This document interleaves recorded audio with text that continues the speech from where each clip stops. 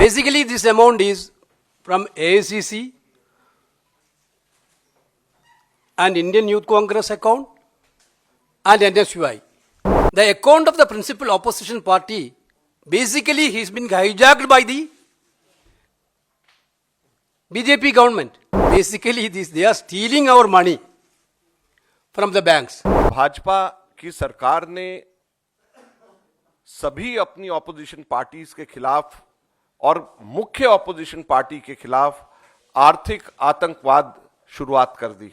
इसलिए आज आप देख रहे हैं कांग्रेस पार्टी के खिलाफ उत्पीड़न की राजनीति, प्रतिशोध की राजनीति का एक और मिसाल। As per the latest information from the banks, the BJP government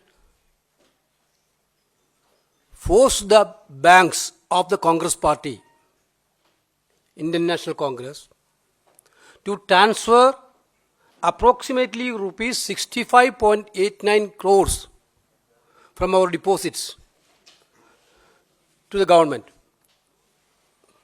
The details will be given by our treasurer. Basically, this amount is from AICC and Indian Youth Congress account and NSUI.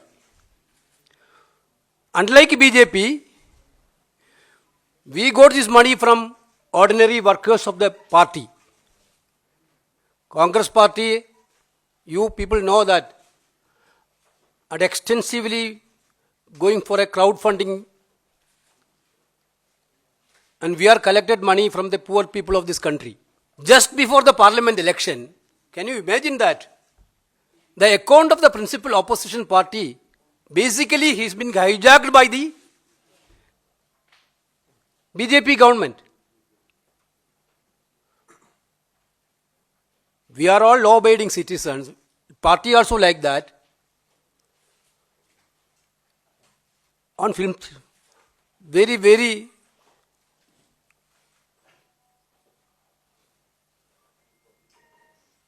non-serious matters, they are taking away our money. Basically, they are stealing our money from the banks.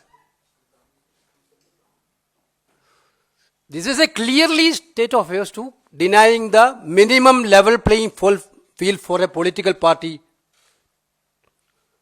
to fight an election. Only one question. We are also ruled this country. Whether, if any such instance, BJP can point out that they had this type of experience by the Congress-led UPA government or Congress government. Whether BJP has given any income tax as a party. This is clearly an attack on democratic principles and values. And they're trying to shut the voice of entire opposition. You people can understand this type of low-level attack never happened in this history of this country. Bhajpa की सरकार ने सभी अपनी opposition parties के खिलाफ और मुख्य opposition party के खिलाफ आर्थिक आतंकवाद शुरुआत कर दी। हमारे 65.88 करोड़ 65.88 करोड़ के ऊपर परसों भाजपा की सरकार, इनकम टैक्स अथॉरिटीज ने डाका डाल करके हमारे पार्टी के कार्यकर्ताओं के पैसे जो उन्होंने अपनी स्वेच्छा से हमारे को मेंबरशिप के माध्यम से, एनएसयूआई के स्टूडेंट्स ने अपनी जेब खर्ची काट करके मेंबरशिप के माध्यम से क्राउड फंडिंग, जिसका 95% 100 रुपए से कम हम लोगों के पास में आया था, वो पैसा हम लोगों के बैंक अकाउंट में जो जमा था उस पे डाका डाल करके, चोरी करके वो पैसा मोदी सरकार अपने पास में लेकर के चली गई। आप लोगों को मैं बताना चाहूंगा कि पॉलिटिकल पार्टीज इनकम टैक्स से एग्जेम्प्टेड होती हैं। जहां तक के इंडिविजुअल्स की बात है, मुझे पता चला है कि हमारे इनकम टैक्स डिपार्टमेंट्स और इवन फाइनेंस मिनिस्टर ने भी डीब्रीफिंग के दौरान कहा कि इनकम टैक्स तो देना पड़ेगा, हम भी देते हैं, हम सब लोग इनकम टैक्स देते हैं, खरगे जी भी इनकम टैक्स देते हैं, राहुल जी भी इनकम टैक्स देते हैं, हम सब इंडिविजुअल्स इनकम टैक्स देते हैं, लेकिन पॉलिटिकल पार्टी इनकम टैक्स नहीं देती। अगर आपको कंपेयर करना है तो भारतीय राष्ट्रीय कांग्रेस को भाजपा से कंपेयर करिए, दूसरी नेशनल पार्टी से कंपेयर करिए। क्या भाजपा ने आज तक के कभी भी इनकम टैक्स दिया? क्या भारतीय जनता पार्टी के ऊपर कभी भी पीनलाइज करके कभी भी इनकम टैक्स लिया गया? हम लोगों के पास में जो पैसा आता है, ये पैसा हमारी देश के राजनीति के लिए, डेमोक्रेसी को जिंदा रखने के लिए वो पैसा खर्च किया जाता है। ये इनकम नहीं है, कोई किसी की इनकम नहीं हो रही है। इसलिए पॉलिटिकल पार्टीज को हमेशा इनकम टैक्स से अलग रखा जाता है। हमेशा पॉलिटिकल पार्टीज इसी वजह से इनकम टैक्स एग्जेम्प्टेड होती हैं, हमेशा। भारतीय जनता पार्टी ने आज तक कभी भी पेनल्टी नहीं दी, भारतीय जनता पार्टी ने आज तक कभी भी इनकम टैक्स नहीं दिया, तो फिर कांग्रेस से क्यों मांगा जा रहा है? 142.83 करोड़ में से सिर्फ 14 लाख रुपए कैश में आने की वजह से 210 करोड़ की पेनल्टी लगा दी गई। 31 दिसंबर तक के हम लोगों को अपने अकाउंट्स देने थे।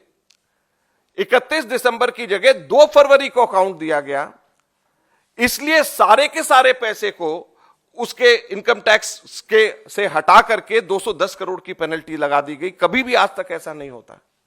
पूरी तरीके से सरकार की यह कोशिश है कि कांग्रेस पार्टी को पूरी तरीके से पंगु कर दिया जाए, क्रिपल कर दिया जाए, फाइनेंशियली, इकोनॉमिकली, आर्थिक तौर के ऊपर। पूरी कोशिश है कि सरकार की पूरी कोशिश है कि कांग्रेस पार्टी को आर्थिक तौर के ऊपर पंगु कर दिया जाए, क्रिपल कर दिया जाए, ताकि हम लोग इलेक्शंस नहीं लड़ पाए। अगर मान लीजिए हम लोगों के पास में बैंक के सारे पैसे हम लोगों के फ्रीज हो जाएंगे, तो कैंपेन कैसे होगा, पब्लिसिटी कैसे होगी, कैसे हम लोग जो है एक लेवल प्लेइंग फील्ड हम कैसे करेंगे?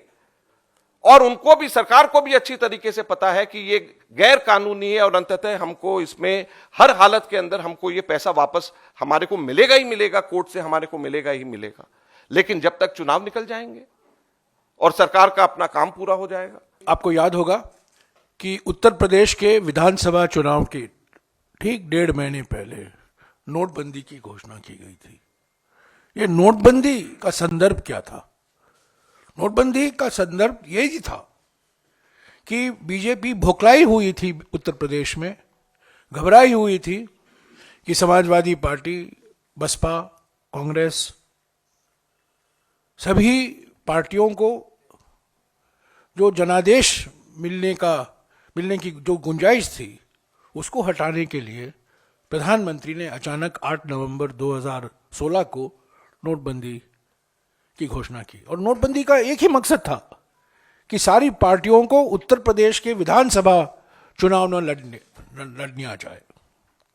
और ऐसे ही 2024 के लोकसभा चुनाव के पहले प्रमुख विपक्ष पार्टी के खिलाफ यह कर आतंकवादी हमला हुआ है। इसका एक ही मकसद है, आर्थिक रूप से कांग्रेस पार्टी को अपंग बनाना, ताकि हम चुनाव नहीं लड़ पाए। आपने कल पढ़ा होगा कि मोदी सरकार ने 30 निजी कंपनियों के खिलाफ ईडी और इनकम टैक्स छोड़ा। और ये कंपनियां जिनके खिलाफ ये जांच हो रही थी, इन्होंने तब उचित समझा कि हम चंदा दें बीजेपी पार्टी को। और बीजेपी पार्टी ने 330 करोड़ रुपया कमाया चंदा के रूप में इन 30 कंपनियों से। ईडी और सीबीआई और इनकम टैक्स छोड़ो कंपनियों के पीछे, धमकी दो और चंदा वसूल करो। ये एक दूसरा तरीका है। पहला तरीका, कांग्रेस पार्टी को अपंग बनाओ, प्रमुख विपक्ष पार्टी को अपंग बनाओ। और दूसरा तरीका है, निजी कंपनियों के पीछे ईडी छोड़ो, इनकम टैक्स छोड़ो, सीबीआई छोड़ो, और वो अपने आप पटरी पर आ जाएंगे।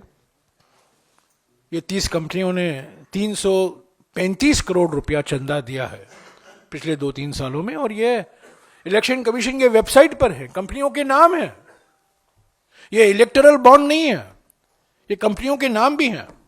इसके बारे में हम अलग से बात करेंगे कल।